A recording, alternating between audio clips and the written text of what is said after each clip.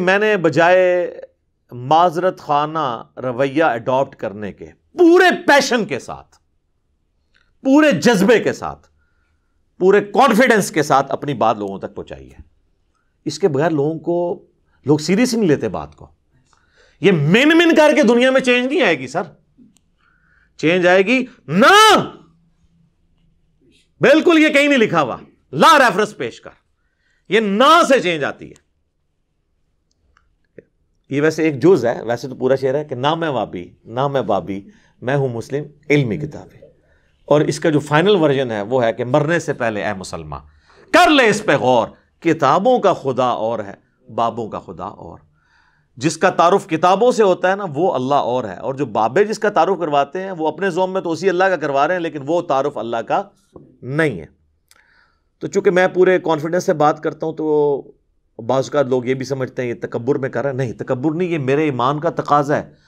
میں ذرا سا بھی کانفیڈنس لوز کر جاؤں تو اس کا مطلب ہے میرا قرآن و سنت پہ ایمان ہی نہیں ہے۔ یعنی جس طرح آپ کا یہ ایمان ہے نا کہ 2 + 2 4 ہوتے ہیں،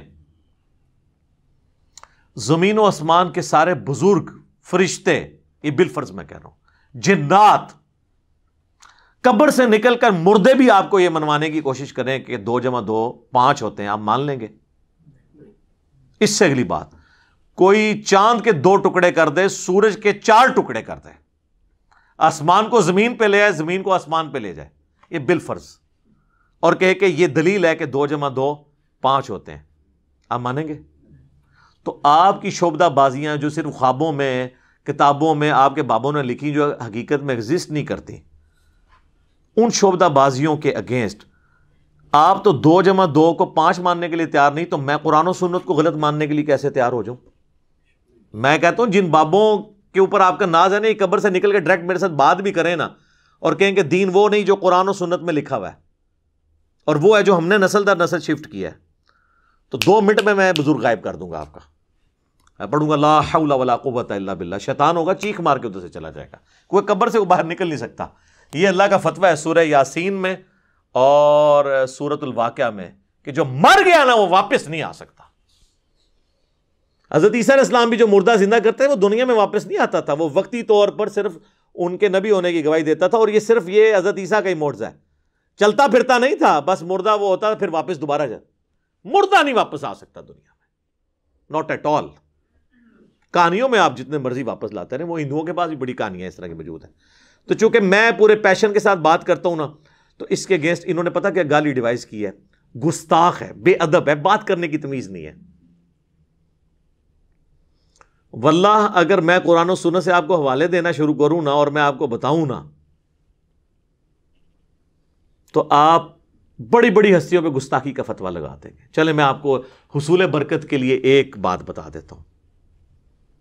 صحیح بخاری میں کم از کم 4 جگہ پہ سیدنا ابو بکر کا خطبہ آیا ہے نبی علیہ السلام کی میت کے اوپر۔ حدیث کے الفاظ ہیں کہ سیدنا ابو بکر آئے، حجرہ عائشہ میں داخل ہوئے، سلام اللہ علیہا، نبی علیہ السلام کی مبارک چادر آپ کے مبارک چہرے سے ہٹا کر ماتھے پہ بوسہ دیا اور کہا اللہ کے نبی آپ پر اللہ 2 موتیں جمع نہیں کرے گا، ایک موت آپ کو آنی تھی وہ آ گئی، اب آخرت کی ہمیشہ کی زندگی ہے یا نہیں۔ باہر آ کر خطبہ دینے لگے تو دیکھا سیدنا عمر نے تلوار اٹھائی ہے، اور وہ کہہ رہے ہیں کہ جو کہے گا نبی علیہ السلام مر گئے ہیں میں اسے قتل کر دوں گا۔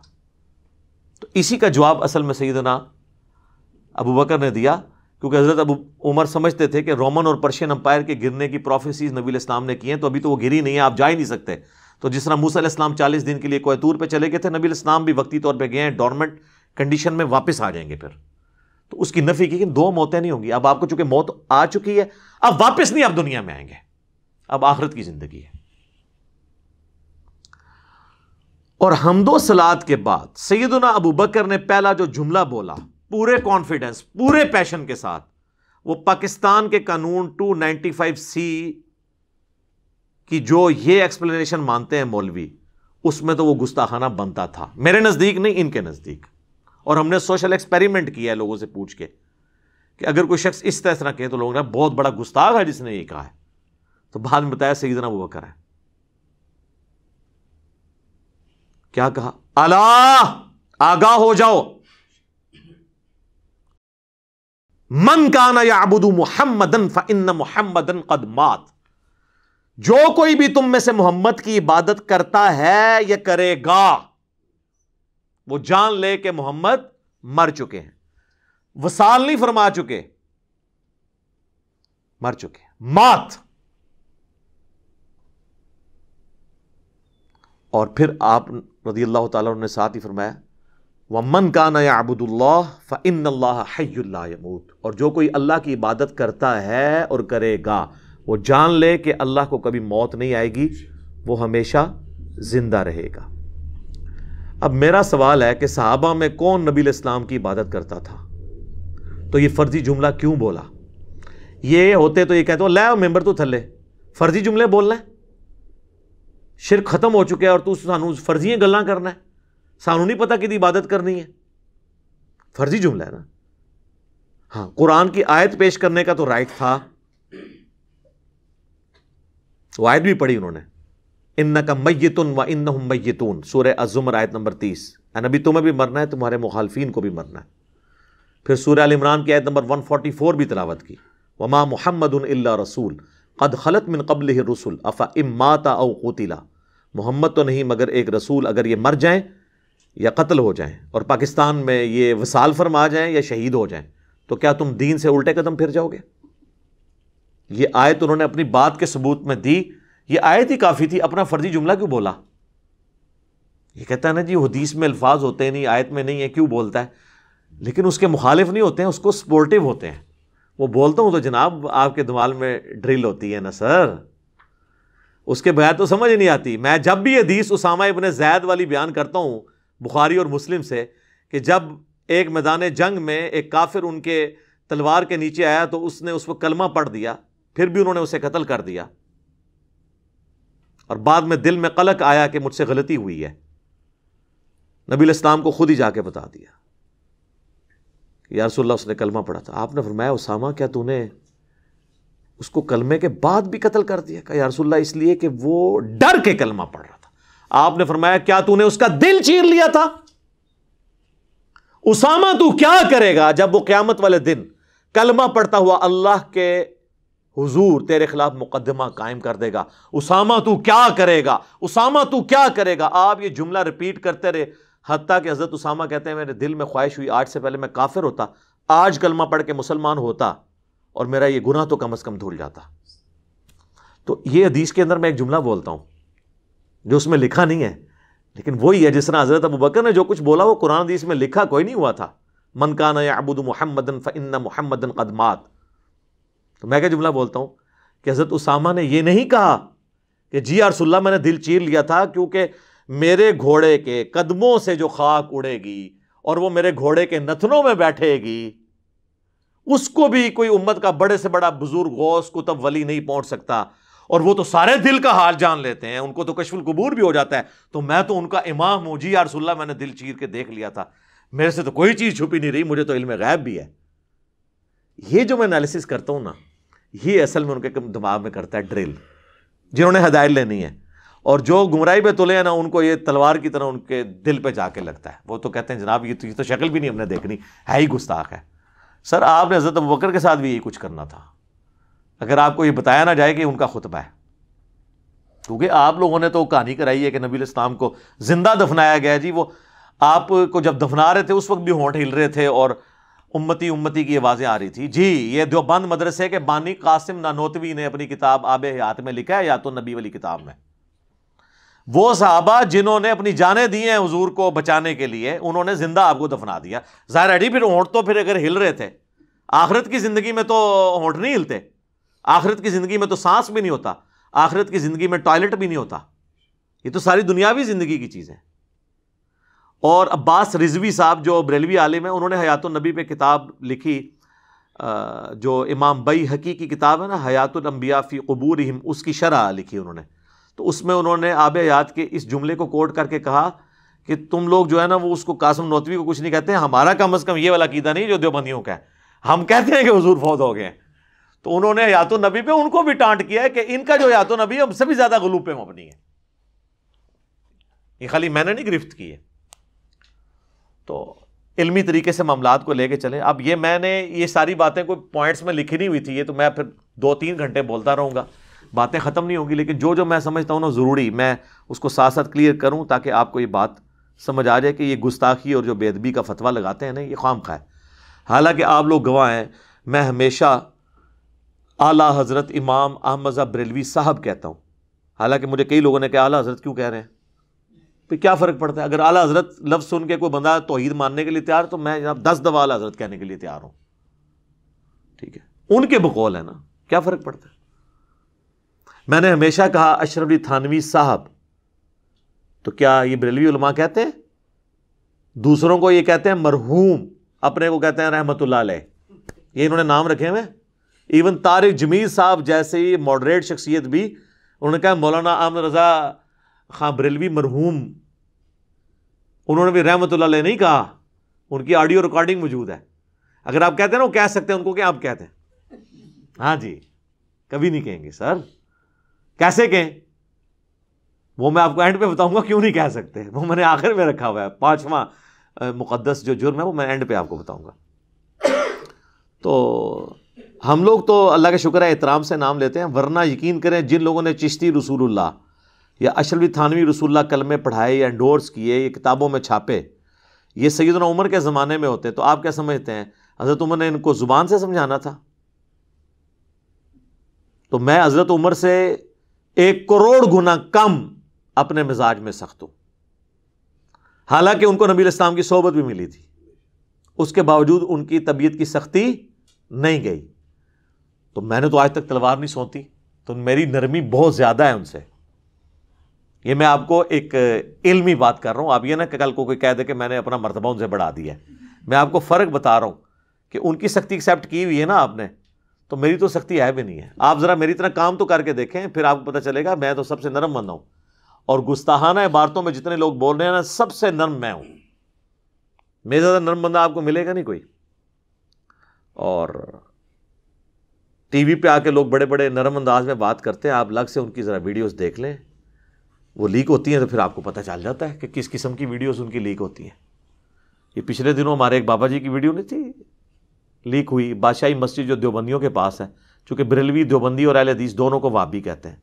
تو اذان مغرب شروع ہوئی مزار اقبال پہ, یہ 9 نومبر 2020 کی بات ہے, ویڈیو ریکارڈ موجود ہے. تو انہوں نے کہا جی اٹھو جی چلو جی, انہاں دی کیڑی جان ہے, اے دے سوراں دے سور نے. کہنا انہاں بڑیاں دا اخلاص منگو تو بڑے بڑے لوگ ہم گداواں نو خیر پا ہی دیں گے. چلو جی چلیے, او بھابیاں دی اذان اے دا کیڑا دے اے تے سور دے سور ہیں. چلو چلیے.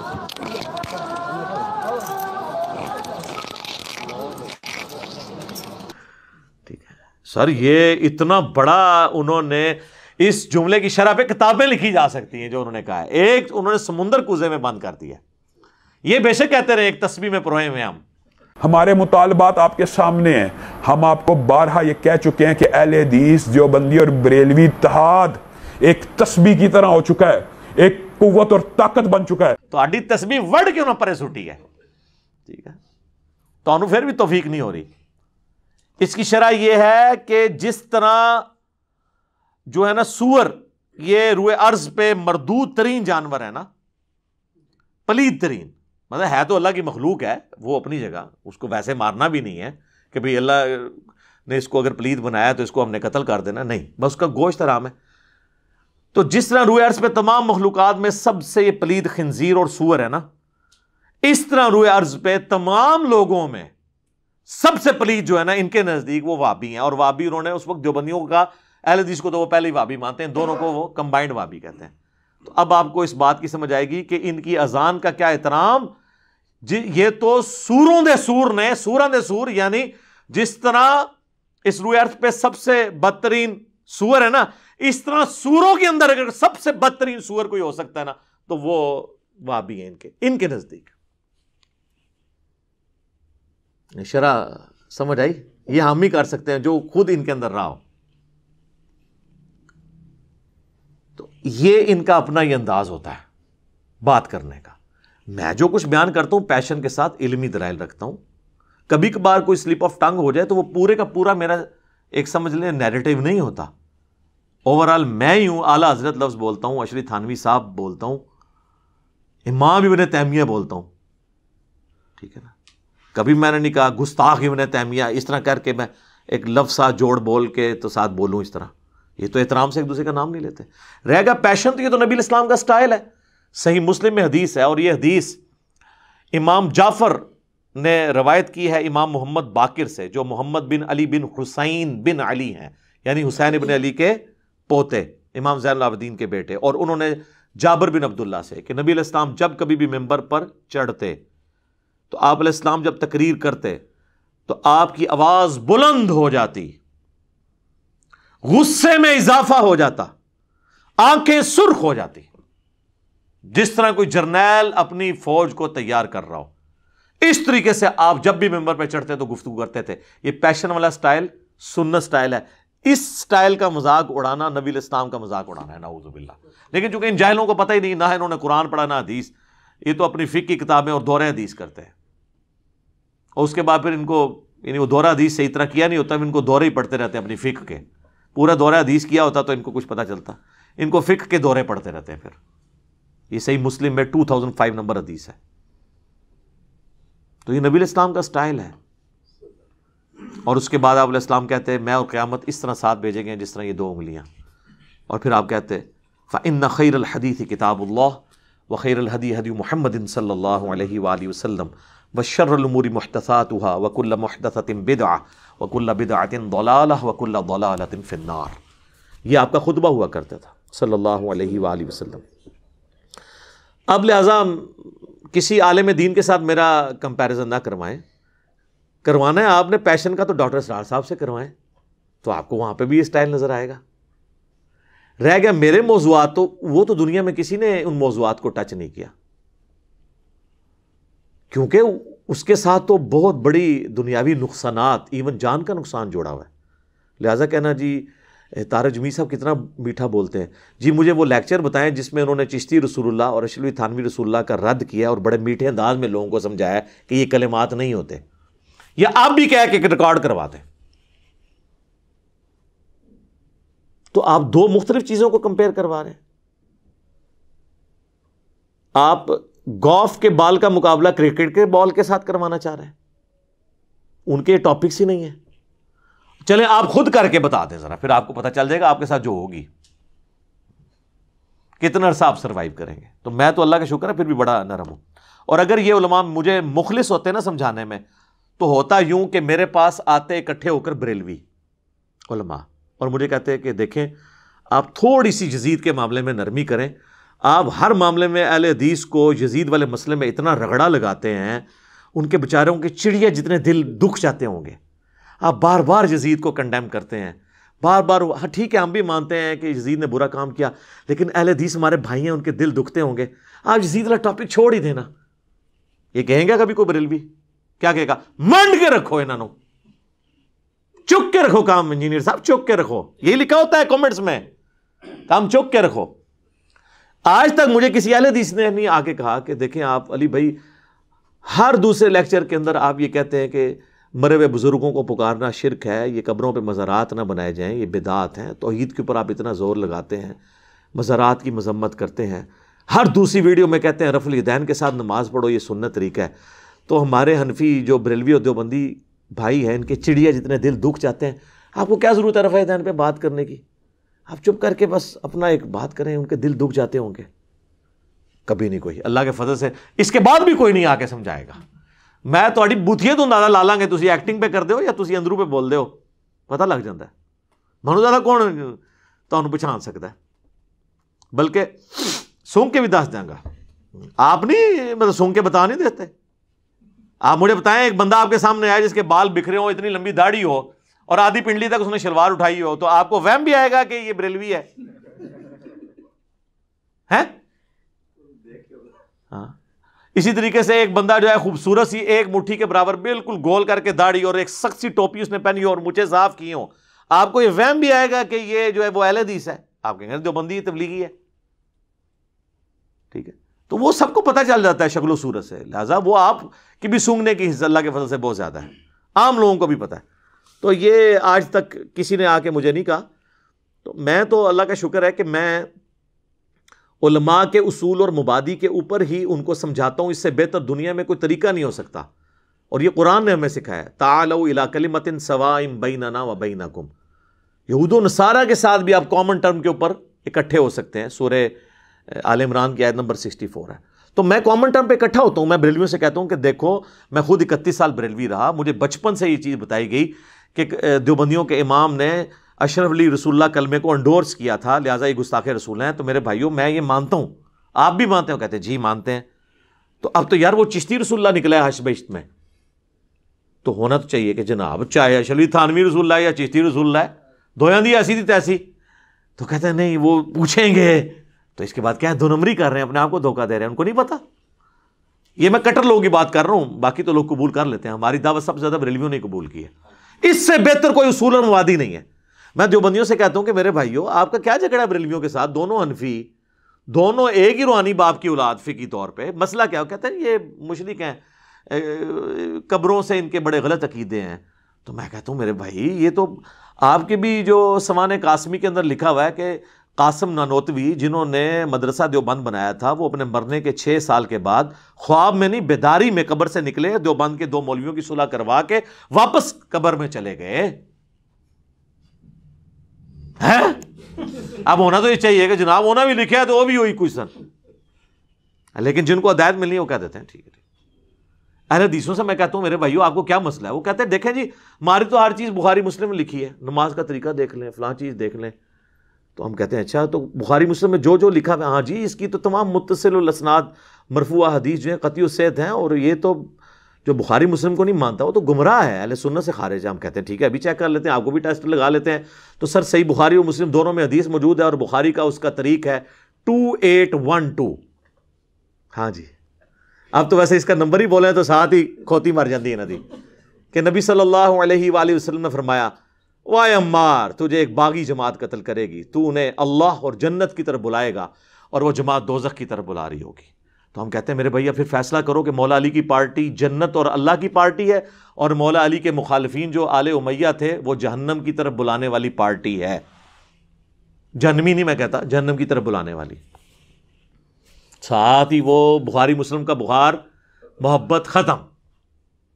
یہ حدیثیں نہیں بیان کرنی چاہیے. ہم کہتے ہیں سر مسلم کا آپ مقدمہ پڑھیں, صحیح مسلم کے مقدمے میں لکھا ہے, امام مسلم میں نے خود لکھا ہے کہ میں تو عوام الناس کے لیے حدیثیں لکھ رہا ہوں.